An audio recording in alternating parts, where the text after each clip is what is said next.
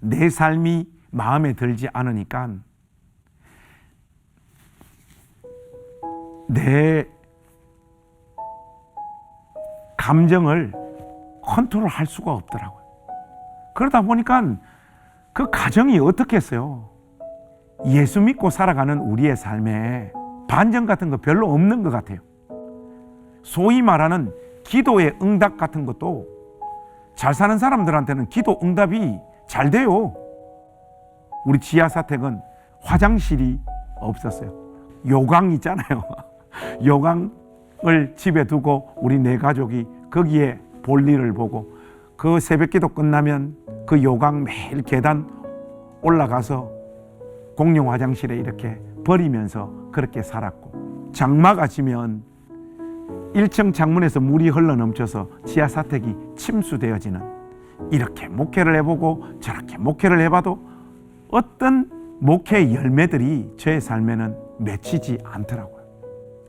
뭐 주변에서 동료 목사님들이 와서 이럴 때일수록 더 기도해야 된다, 그런 굉장히 당위적인 이야기들을 많이 하시던데, 전들 기도 안 해봤겠습니까? 밤을 새워서 하나님 앞에 울부짖고 매달렸던 날들이 많았고, 그래서 죽지 못해서 살고 목회하면서 어느 정도 연기도 하면서 살았어요. 아무런 변화도 없이. 근데 이게 참 묘한 게 있더라고요, 삶이요.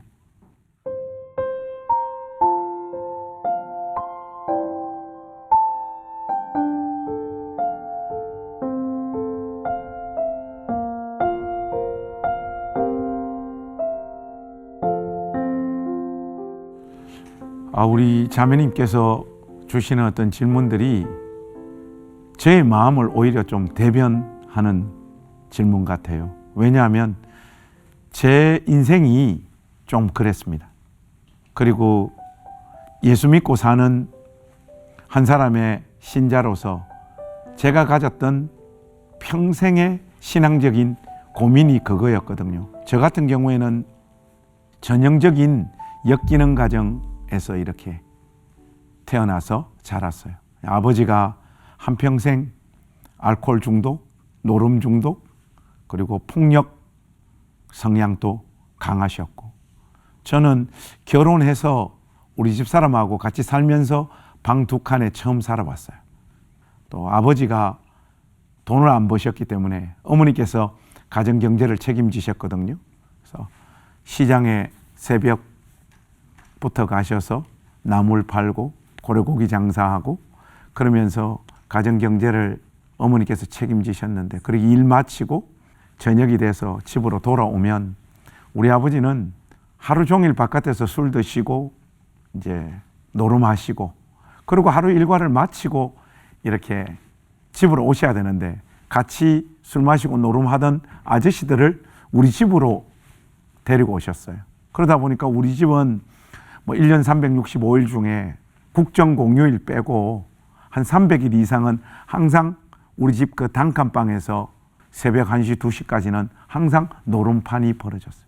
아저씨들이 단칸방에서 노름하실 때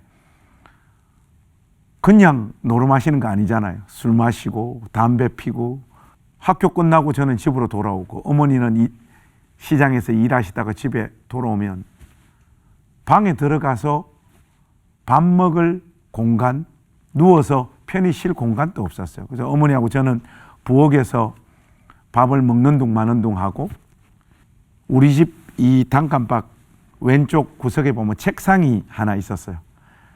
그 책상에 어머니가 그래도 저를 이렇게 안고 그 책상 밑으로 머리를 집어넣고 저를 이렇게 안고 잤어요. 지금 생각해 보면 방 안에 그 가득했던 담배 연기, 그 담배 연기에서 저의 폐를 보호하시려고 어머니께서 저를 그곳에 머리를 넣고 이렇게 안고 주무셨던 것 같아요. 다리도 뻗을 만한 공간도 없었고, 그렇게 이제 어머니하고 저하고 잠을 청해서 자면 아버지는 노름하시다가 돈을 따시면 그냥 주무시는데 돈을 잃으면 감정을 다스리지 못하는 거예요. 보통 아저씨들이 새벽 1시, 2시 이렇게 되면 돌아가셨는데 돈을 잃은 날은 감정을 다스리지 못하셔서 곤히 자고 있는 어머니 깨우죠. 살림을 잘 사느니 못 사느니 잔소리부터 시작돼서 경상도 사람의 그 특유의 거친 욕들을 팍 쏟아 놓으면서 하다 보면 감정이 고양되어지잖아요. 그때 이제 뭐 손과 발로 어머니 두들겨 패고 부엌 같은 데 가서 무슨 도구 같은 거 이렇게 들고 와요. 뭐 숟가락이나 포크 같은 거예요. 특히 포크 같은 것으로 어머니 머리를 찍어가서 어머니 머리에서 피가 철철 흘러내리는 날들도 굉장히 많았어요. 그런 상황 속에서 저는 성장을 했으니 저의 영혼 가운데 상처가 내재화되었던 그 깊이와 넓이라고 하는 것은 이루 상상할 수도 없죠. 정상적인 아이로 성장하고 자랄 수가 없었어요. 너무 그런 사람들이 고통스럽고 힘들다 보니까 누님들하고 형님하고 제가 나이 차이가 좀 많이 나요. 어머니께서 저를 42에 늦게 이렇게 낳으셨기 때문에 시집간 누나 찾아가서 누나 나 아버지 밑에서 도저히 살 수가 없어 이러니까 우리 누나는 웃더라고요. 아버지 젊었을 때 누나와 형한테 한 거에 비하면 너는 천당에서 살고 있는 거라. 그러니까 아무것도 아니다. 누나가 그래요. 관성아, 저한테 누님 3분이 계시거든요. 우리 학교 어디까지 다녔는지 너 알아? 그러더라고요. 누님들하고 저하고 거의 20살이 차이 나요. 그러니까 제가 누님들 삶이 어떤지 전혀 모르죠. 그러니까 난 모르지 하니까 우리 다 초등학교밖에 못 나왔잖아. 그 이야기를 해요. 그러면서 그 이유가 아버지가 그 어린 나이에 술 마시고 노름하는 그 미천을 마련하기 위해서 누님들 다 이곳 저곳으로 식모살이를 다 보낸 거예요. 누님이 지금도 절대 잊을 수가 없는 것이 일요일 날 주인집 식모살이로 갔으니까 청소하고 밥 해주고 다 아이들 돌보고 마무리한 다음에 초등학교 이제 갓 졸업한 소녀잖아요. 아직은 엄마가 보고 싶어가지고 아파트 베란다에 나와서 고향 땅 울산을 이렇게 탁 쳐다보면 저 멀리에서 달이 탁 떠오르는데 관성아, 네 그 달에서 엄마 얼굴도 같이 떠오르는 거 모르지? 그 달 쳐다보면서 서럽게 울었던 날들 누나는 죽으면 죽어도 잊을 수가 없어. 네가 견디기 어렵다는 거 누나가 누구보다 더 잘 알지만 다시 집으로 돌아가라. 우리 누나가 저를 그렇게 설득을 하더라고. 그래서 또 집으로 돌아와서 아버지하고 엄마하고 그런 삶이 끊임없이 반복되어지는 상황 속에서 살았어요. 근데 보통은 이런 상황 속에서 자란 아이의 마음에는 불안이 가장 기본적인 정서가 돼요. 왜냐하면 어머니께서 저를 매일 이렇게 안고 자시면서 어머니 딴에는 저를 향한 애틋한 마음을 표현하시는 건데 이런 말들이 있어요. 니만 아니면 엄마가 지금이라도 천리 말리 떠나서 도망가고 싶은데 마지막 낳은 너 때문에 엄마가 그런 삶을 선택할 수 없다. 이런 이야기들 참 많이 하셨어요. 그러면 학교 가면 저 같은 아이는 어떤 정서에 사로잡히는가 하면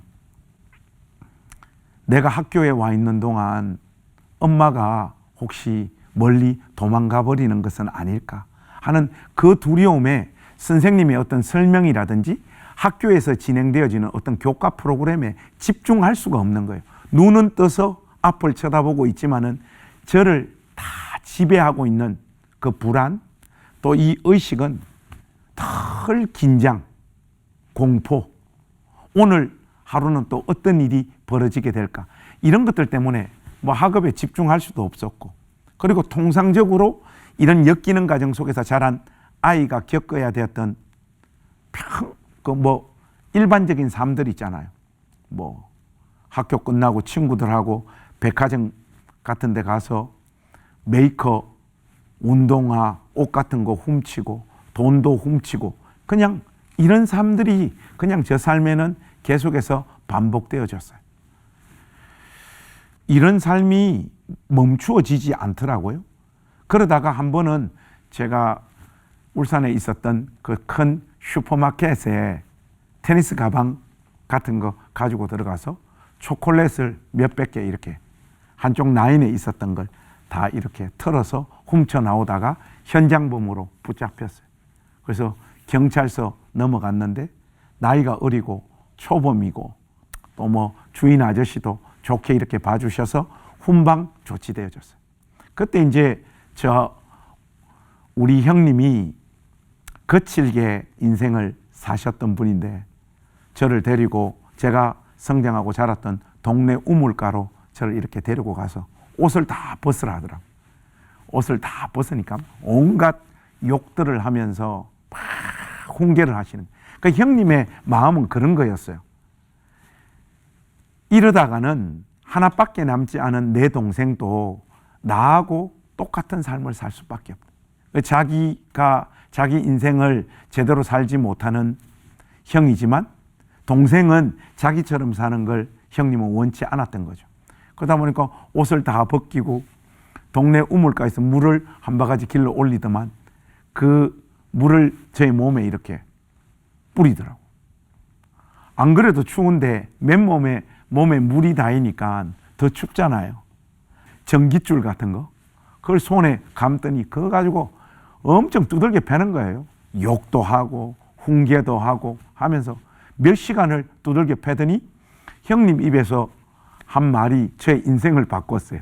결과적으로는 돌아오는 이번 주부터 교회 안 가면 때려 죽이겠다는 거예요.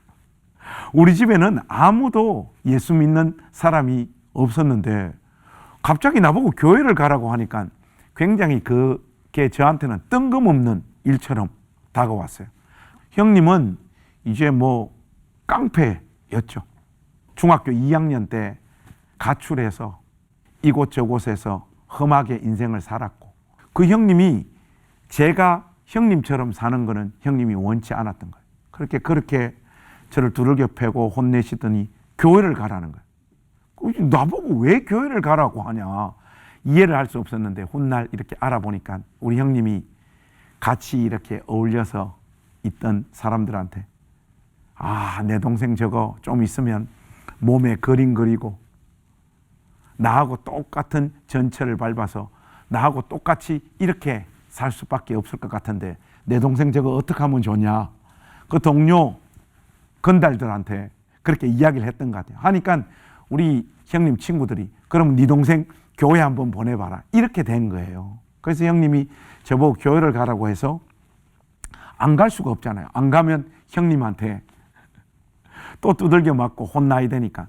그래서 교회를 가기 시작을 해서 저는 저의 평생에 단 한 번도 교회를 빠진 주일이 없어요.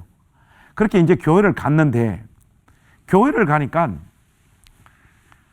목사님이란 분이 강단에서 이제 설교를 하시는데 예수님을 열심히 믿고 바르게 믿으면 하나님께서 복을 주신다는 거예요. 개인에게도 복을 주시고 가정에도 복을 주시고 가문도 하나님께서 다 바꾸신다는 거예요. 그러니까 뭐 그때 당시에 그 앞에 앉아 있었던 아주머니들 있잖아요. 지금 생각하면 권사님들, 집사님들이죠. 아멘, 아멘, 아멘 막 이러시는데 저는 신앙이 없었잖아요. 그럼에도 불구하고 저의 마음에 설마 목사님이 저 강단에서 거짓말을 하시겠나 이런 생각이 들더라고요.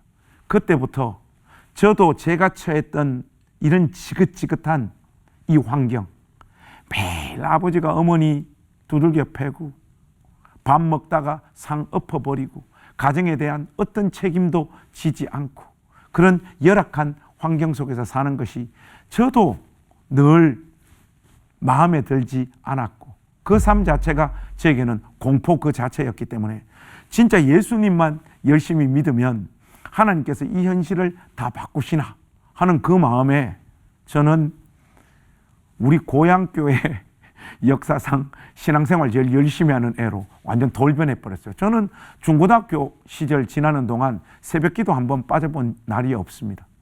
그리고 뭐 교회에서 하는 모든 예배, 모든 프로그램에 다 적극적으로 열심을 다해서 참여했죠. 그런데 이걸 한 5년, 6년 정도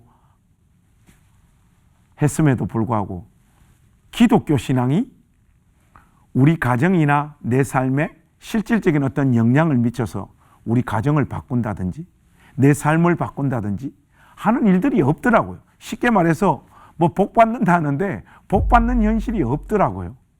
그래서 그런 것들을 가지고 목사님에게 질문도 하고 했지만은 속 시원하게 어떤 답이 되지는 않았어요. 근데 저처럼 이렇게 또 역기능 가정 속에서 자란 아이가 예수님을 믿게 되었을 때 오는 그 감격들은 굉장히 크잖아요. 그러다 보니까 목사 되는 것이 뭔지도 모르고 그 길이 뭐가 기다리고 있는 삶인지도 모르고 나한테 다가왔던 그 감격 하나 붙잡고 하나님, 저도 하나님 말씀 전하는 목사 되겠습니다. 그렇게 약속을 하고 또 신학교를 갔죠. 신학교를 다니는 내내도 돈이 없어 울어야 됐고 태생적으로 제가 지니고 있었던 그 삶의 조건 속에서 맞이해야 될 아픔들이나 고난들이 면제되어지는 날들이 없더라고요.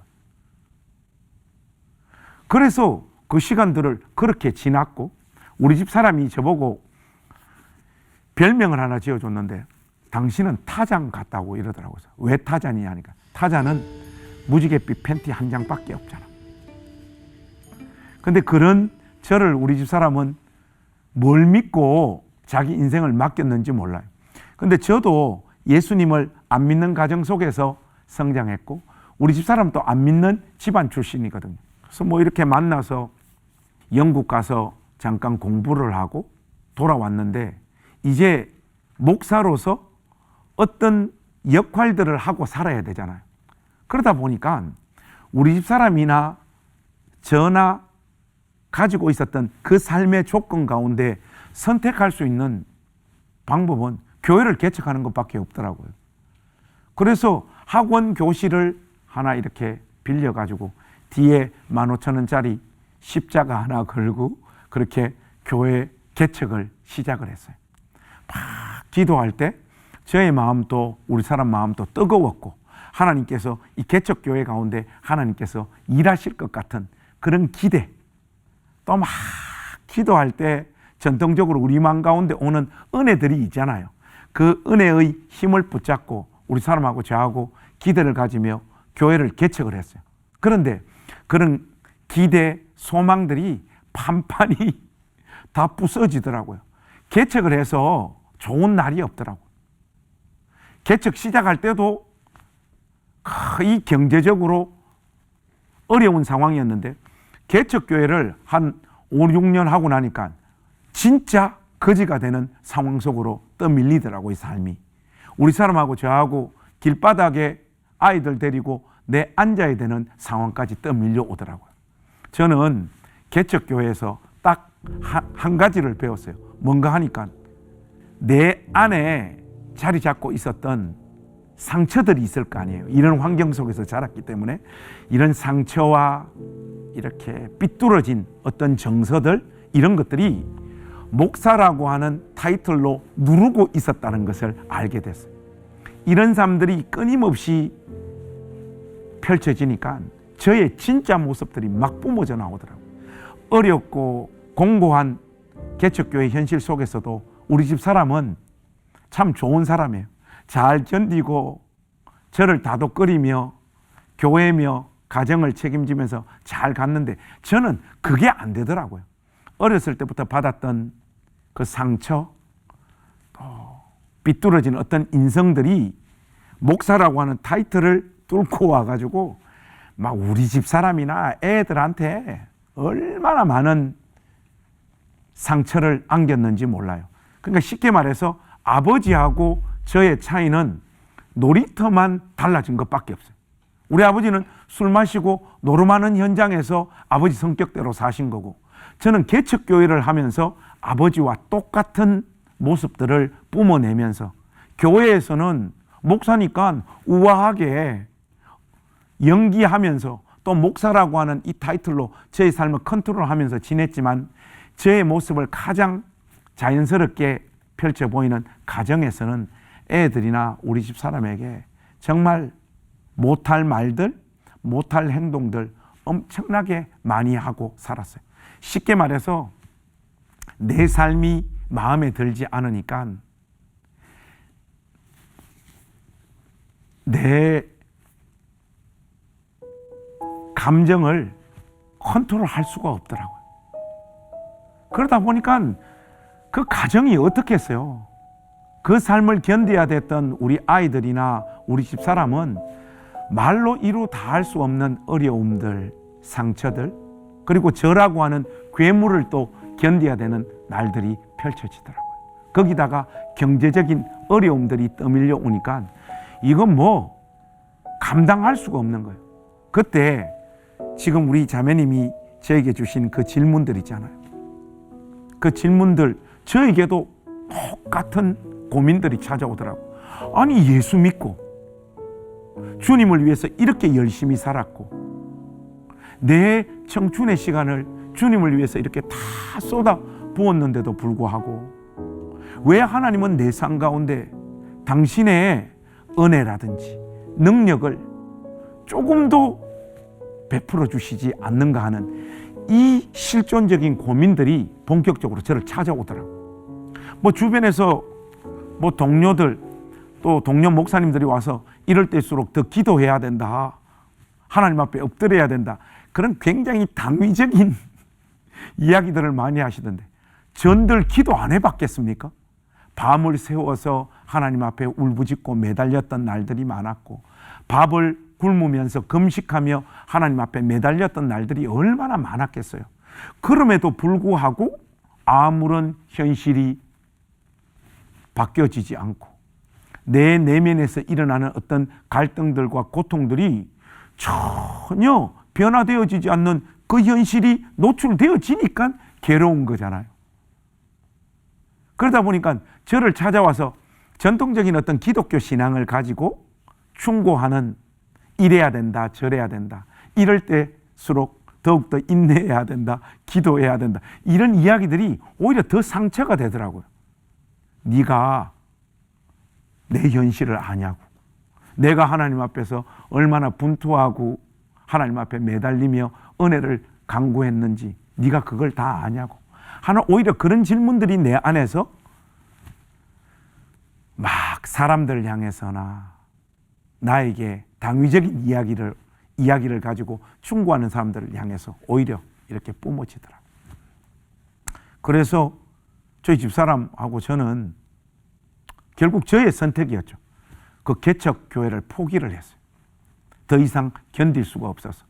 그렇다고 해서 저 같은 사람에게 더 안락한 목회 환경이 열려지는 것은 아니더라고요. 다만 사택을 제공한다는 그 도시의 빈민들, 어려운 사람들이, 인생에서 실패한 사람들이 모여 사는 마을로 가서 집사람하고 저는 목회하게 됐어요. 그 목회 환경은 이제 지하 사택이 있잖아요. 계단 17칸 정도 밑에 지하 사택이 있고 교회 구성원들은 거의가 할머님들 그리고 아줌마들로 구성되어진 교회였어요. 가난한 사람들이 다 모여있는 교회였기 때문에 가서 새롭게 한번 개척교회 하면서 실패했던 그 현실 가운데 배운 무언가가 있을 거 아니에요. 그걸 안고 새롭게 한번 시작해보자 하는 마음으로 우리 사람하고 거기서 목회를 시작을 했어요. 그런데 그런 다짐과 결심도 잠깐이고, 이런 사람들 데리고 이렇게 목회를 해보고 저렇게 목회를 해봐도 어떤 목회의 열매들이 저의 삶에는 맺히지 않더라고요. 설교하면 우리 할머님들 매주 잘 주무시고 이런저런 프로그램을 해봐야 무슨 의미 있는 성취나 열매들이 있질 않았어요.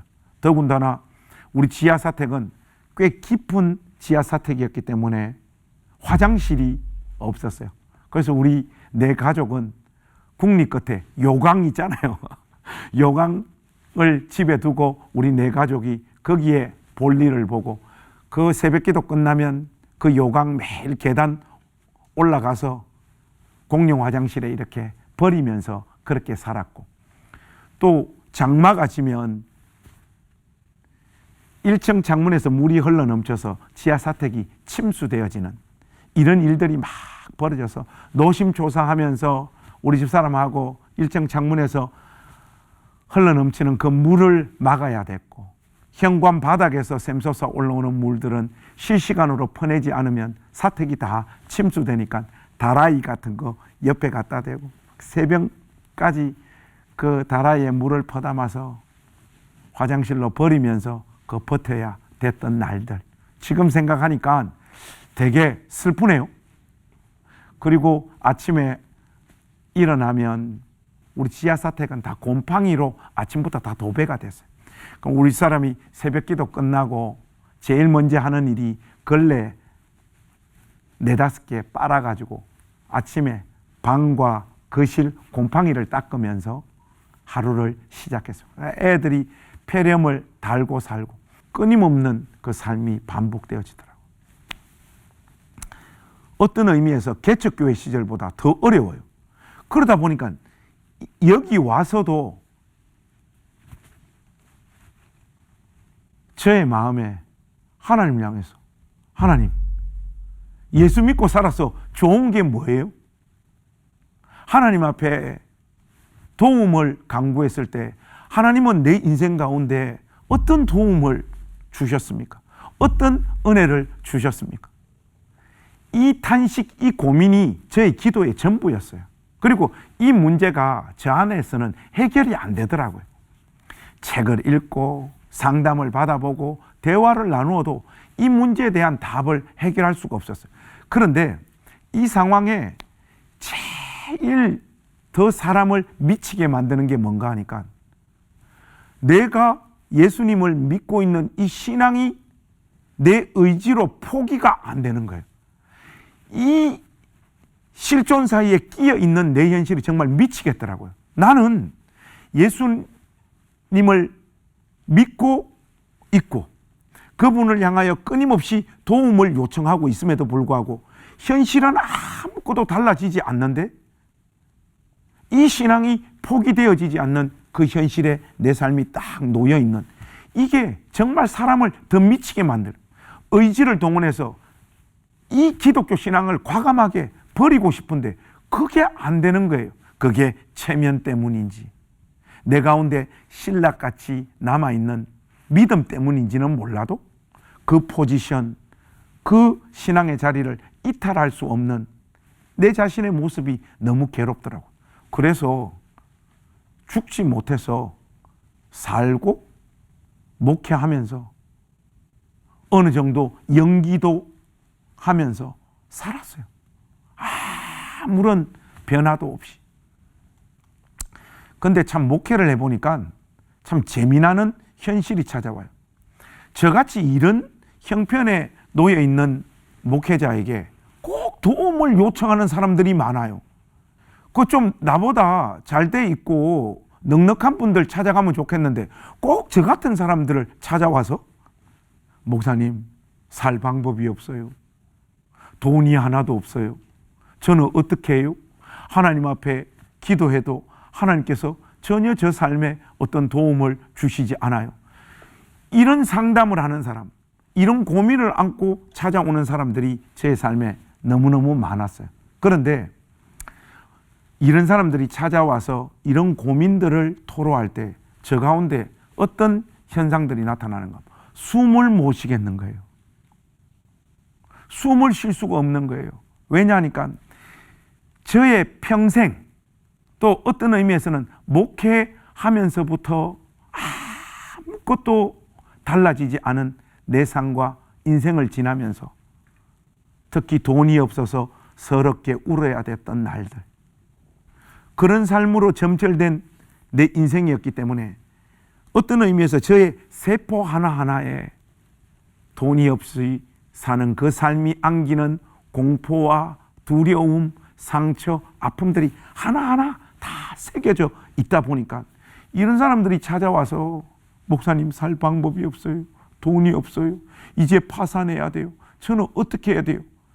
이런 고민들을 토해놓으면 숨을 쉴 수가 없고, 저 가운데 요만큼이라도 갖고 있는 어떤 돈이나 이런 사람들에게 줄 수 있는 것들을 탈탈 털어서 다 줄 수밖에 없는 존재가 되어 있더라고요. 그러면서 이 사람들한테 줄 게 없을 때는 제가 참 우리 사람한테 못할 짓을 많이 했는데, 결혼해서 저는 26년을 우리 사람하고 살았는데 우리 집에는 항상 장기 투숙객, 중기 투숙객, 단기 투숙객이 항상 있었어요. 왜냐하니까 줄 게 없었을 때는 그냥 이 사람들 데리고 우리 집에서 같이 살았어요. 1년, 2년 사는 사람도 있었고, 몇 개월 같이 사는 사람도 있었고, 뭐 한 주, 두 주, 한 달 같이 사는 사람도 있었고, 아이들 방을 내주면서까지 이 사람들 데리고 살았어요. 안 그러면 제가 숨을 쉴 수가 없는 거예요. 제가 겪었던 이 공포와 아픔과 두려움을 이 사람들이 똑같이 겪어야 된다라고 하는 그 사실들이 너무 아픈 거예요. 나마저 이 사람들을 외면해 버렸을 때 이 사람들이 어디 가서 기댈 곳이 하나도 없는 그 상황에 혹시나 극단적인 선택을 하는 것은 아닐까 하는 그 두려움들이 너무 크게 다가와서 그냥 이 사람들하고 끌어안고 같이 살았어요. 어떤 의미에서는 거지를 알아보는 격이라고 할까요? 근데 이게 참 묘한 게 있더라고요, 삶이요. 거지들끼리, 아무것도 없는 존재들끼리 부둥켜 안고 살다 보니까 거기에 묘한 사랑, 신뢰, 애틋함 이런 것들이 몽글몽글 피어나더라고요. 내가 아프고 내가 깨진 영역과 나를 찾아왔던 사람들이 깨지고 아픈 영역들이 조금씩 달라요. 그러면서도 그 누구보다 이 사람들, 그리고 그 사람이 나를 이해하고 공감해주는 그 파이들이 크더라고요. 그래서 그 사람들하고 이렇게 막 어울려서 살면서 묘한 위로, 평강들이 우리들 가운데 이렇게 자리 잡더라고요. 그러면서 제가 경험했던 은혜라고 하는 것이 딴 게 아니에요. 뭐 삶의 급격한 어떤 달라짐, 변화 이런 것들이 아니고 아무것도 없거나 상처받은 영혼들끼리 부둥켜 안고 서로의 아픔들을 이해하고 살아보니까 사라지네? 큰 반전이 없어도 하나님께서 함께 하시는 구체적인 어떤 표가 우리 삶 가운데 확연하게 드러나지 않더라도 상처 입은 자들끼리 부둥켜 안고 살아가는 그 현장 속에 서로가 서로를 위로하는 그 힘들이 생각보다 크더라고요. 그러면서 그런 위로들이 조금씩 이렇게 자리 잡다 보니까 그 가운데서 각 사람이 할 수 있는 일들을 하게 되더라고요. 그러면서 그 하는 일들을 서로 격려하면서 그렇게 살았죠. 그러면서 예수 믿고 살면서 또 목회를 하고 이런 사람들하고 살면서 제 삶에는 큰 반전이 없었어요. 우리가 흔히 간증하는 것처럼 하나님께서 개입하셔서 우리 삶에 막 큰 은혜를 주시고 큰 역사를 베풀어 주시는 것들은 없었지만은 상처 있고 아무것도 없는 이 사람이 있어서 오늘 내가 이 하루의 삶을 견디고 힘을 공급받는 것이 이 형제와 자매를 통해서 나에게 오고, 내 가운데 있었던 상처와 아무것도 없는 그 삶이 점철된 인생에서 뿜어져 나오는 이 사람들을 이해하는, 이 사람들을 품을 수 있는 어떤 사랑들이 이 사람들을 또 이렇게 세우는 이런 일들이 벌어지더라고요. 그 가운데서 어울려 살면서 우리끼리 할 수 있는 어떤 일들이 하나 둘 보여지기 시작해서 같이 그 사람들하고 그런 일들을 하면서 살았죠. 한 번은 제가 행신교회에서 사역을 할 때인데 한 청년이 우리 교회를 와서 신방 요청이 있어서 신방을 하러 갔어요. 갔는데 자기 삶을 이렇게 쭉 나누어 주더라고요. 어려운 이야기들 하는데 이게 고아였어요. 근데 보통 고아도 뭐 형제나 자매끼리 고아가 돼서 고아원에 이렇게 맡겨진 경우도 많고 하던데, 이 형제는 일가 친척이 한 명도 없어요. 혼자 고아로서 고아원에서 이렇게 자라다가 성장하면 어떤 가정으로 이렇게 연결되잖아요. 그런데 2번이나 파양을 당한 거예요. 그렇게 하다가 이제 성인이 돼서 세상에 나왔는데 어디 기댈 사람이 하나도 없는 거예요. 얘가 자기 인생을 지나면서 겪었을 그 두려움과 공포, 서러움, 막막함, 이런 것들을 덤덤하게 이야기를 하는데, 신방 갔다가 그 아픔들이 너무 절절하게 다가오는 거예요. 저의 성장 과정 속에서 겪었던 그 아픔들 때문에 그런지 몰라도 이 청년이 통과하면서 지내왔던 그 아픔들이 막 너무 절절하게 다가와서 제가 너무 많이 울어가지고 잠깐 자리를 떠나서 바깥에 나가서 눈물 닦고 다시 들어와서 이야기 듣다가 또 울고 나가서 들어와서 이야기를 끝까지 들었던 적이 있어요. 우리하고 목사님하고 같이 살자 해서 우리 교회로 초대해서 우리 교회 성도가 돼서 같이 살았어요. 이 청년의 삶에 무슨 극적인 반전이 있겠어요. 그 환경 속에서 살며 형성된 모난 성격이 분명히 있었고, 아무리 애써도 회복되어지지 않는 상처들도 그대로 있었고, 그래서 솔직히 저도 이 청년을 견디는 것이 만만치 않았어요. 그렇게 살았어요. 그 아이 영혼에 자리 잡은 신락 같은 어떤 신앙, 저 가운데 자리 잡고 있었던 어떤 신앙의 힘 때문인지는 몰라도 서로가 서로를 포기하지 않고 그렇게 살았어요. 우리 교회에서 이 형제를 도울 수 있는 경제적인 또 정서적인 함께 시간을 보낼 수 있는 모든 것들 우리가 아낌없이 쏟아 부었고, 또 사랑은 일방적이지 않더라고요. 그런 환경 속에서 자란 이 아이가 일반적이고 평범한 삶을 통과해 온 사람들이 보지 못하는 세계들이 있더라고요. 그래서 보니까 이런 비참한 환경 속에서 자란 그 아이만이 볼 수 있는, 공동체에 기여할 수 있는 어떤 정서나 시각들이나 봉사가 있더라고요. 이 청년만이 가지는. 그래서 실질적으로 그 시각과 그 마음으로 굉장히 많은 사람들을 위로하고 품어냈죠. 결국 이 청년이 그런 모든 삶을 다 지나서 결혼했어요. 가정을 꾸렸어요. 그 가정을 꾸리는 모습 보고 참 그날 제가 결혼 주례를 했었는데 그 기쁨, 그 감격이라고 하는 것은 이루 헤아릴 길이 없었어요. 제가 생각할 때는 예수 믿고 살아가는 우리의 삶에 반전 같은 거 별로 없는 것 같아요. 이건 또 어떤 분들이 들으면 불편할지 모르겠는데, 소위 말하는 기도의 응답 같은 것도 잘 사는 사람들한테는 기도 응답이 잘 돼요. 마치 이런 거와 똑같아요. 하나님 앞에 자기의 꿈과 어떤 소원들을 아뢰이면 잘 사는 분들은 그 꿈과 소원을 이룰 수 있는 삶의 이런저런 도구나 수단이 많은 것 같아요. 누구에게 도움도 요청할 수 있고요.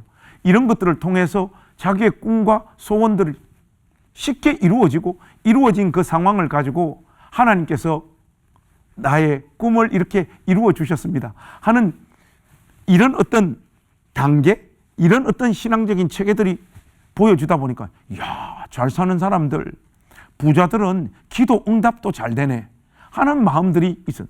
근데 이 청년이나 저 같은 경우에는 기도를 해도 기도가 응답되어지는 날이 없었어요.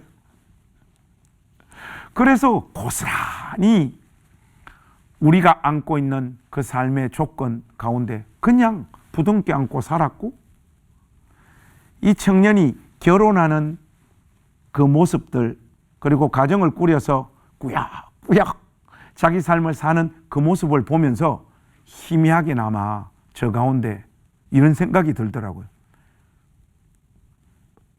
나 같은 아이가 그런 환경을 뚫고 신학 공부를 마치고 이런저런 열매나 영광스러운 삶의 결과는 없지만 하나님 말씀을 전하고 이런 사람들과 함께라도 꾸역꾸역 살고 있는 이 현실이 사실은 기적과 같은 거고, 어떤 의미에서는 내 삶의 조건에서는 만들어지기 굉장히 어려운 반전 중의 반전이잖아요. 우리 그 청년도 마찬가지예요. 파양을 2번이나 당했을 때 그 아이가 사람들에 대한 어떤 신뢰나 믿음이라고 하는 것은 그 성장 과정 속에서 이 아이의 마음에 다 깨져서 더 이상 어떤 존재도 신뢰하거나 믿을 수 없는 정서나 마음이 딱 자리 잡고 있을 수밖에 없고, 이런 아이가 누군가를 사랑하고 믿고 신뢰해서 결혼해서 가정을 꾸린다는 것은 거의 기적과 같은 현실이죠.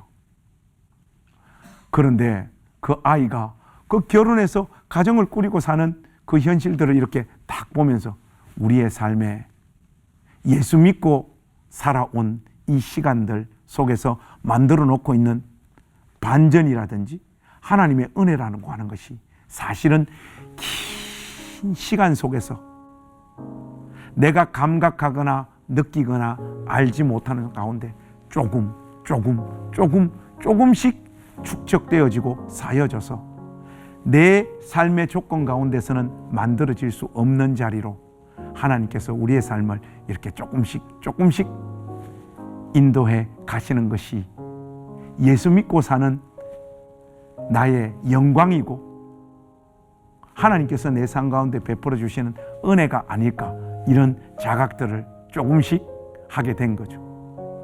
그것도 또 뭐 어떤 의미에서 보면 이제 젊었을 때는 몸에 힘이 넘치니까 하나님을 향하여 대들면서 왜 나에게 이런 현실을 주느냐고 이렇게 대들고 따지기도 했지만, 이제 몸에 힘이 빠져서 어느 정도 내가 타협하고 있는 것인지는 모르겠지만은 하나님께서 내 인생을 붙잡아 내 삶 가운데 부으시는 은혜들이 이런 것이지 않을까 하는 감각들이 제 마음 가운데 조금씩 생기면서, 저는요 요즘 이런 말 많이 해요.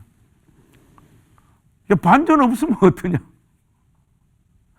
반전이 없는 사람들끼리 어울려 살아갈 때 소위 말해서 예수 믿고 형통하고 성공한 사람들이 좋으신 하나님을 노래하고 찬양하는 그 기독교 신앙, 그 기독교 신앙의 결과와 영광만큼이나 반전이 하나도 없는 사람들끼리 어울려서 살아가는 그 사람들 안에서 만들어지는 애틋함, 사랑, 신뢰, 서로를 이해하는 깊이와 넓이가 커져서 우리라고 하는 존재가 하나님 형상대로 화하고 예수님을 닮아가는, 그렇게 베풀어주는 은혜도 굉장히 크구나 하는 자각들을 요즘 들어와서 많이 이렇게 하면서 지내게 돼요. 그래서 제가 재밌게 봤던 드라마 중에 나의 아저씨라고 하는 드라마가 있는데, 그 드라마 보니까 그 여배우인데 연기력이 떨어져요. 캐스팅 됐다가 쫄딱 망해. 망하니까 그 마음에 안겨진 상처들이 얼마나 크겠어요. 그러다가 뭐 이렇게 저렇게 떠돌다가 자기가 좋아하는 그 영화 감독이 사는 동네에 와봐요. 그 술집에 앉아있는 사람들의 면모를 보니까 다 망한 사람들이야. 옛날에 좀 다 잘 나가다가 다 망한 사람들인데, 그 자리에서 이 쫄딱 망한 여배우가 대사를 탁 던지는데 그거 굉장히 인상적이더라고요. 여러분들을 보니까 다 망했는데 망해서 여러분이 참 존경스럽다.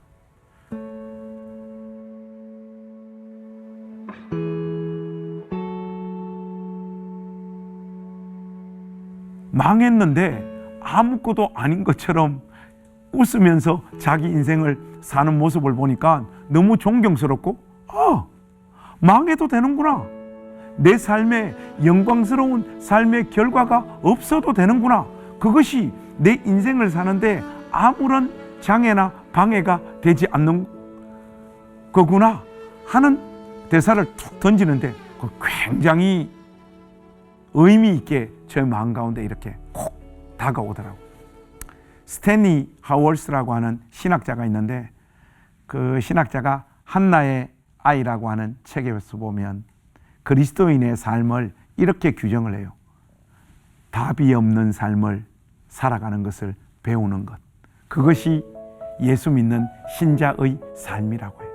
근데 사실은 답이 없는 삶을 살아가는 법을 배우는 것보다 신자에게 더 영광스러운 삶이 없다고 스탠리 하월스가 이야기를 해요.